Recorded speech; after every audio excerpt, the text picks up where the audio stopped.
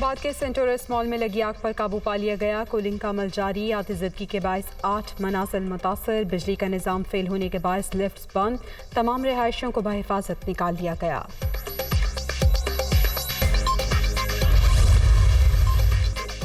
मुझसे इंतकाम लेते लेते मुल्क का बेड़ा गर्क कर दिया। जुल्म करने वालों की एक एक चीज अवाम के सामने आ रही है। साबित हो गया मुकदमा झूठा था।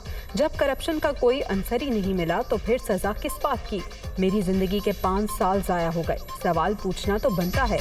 नवाज शरीफ की लंदन में गुफ्तगू।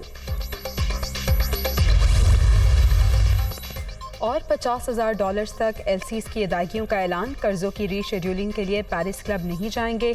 हम अपने तमाम वादों पर अमल करेंगे। वज़ीर ख़ज़ाना इसहाक डार की प्रेस कॉन्फ्रेंस।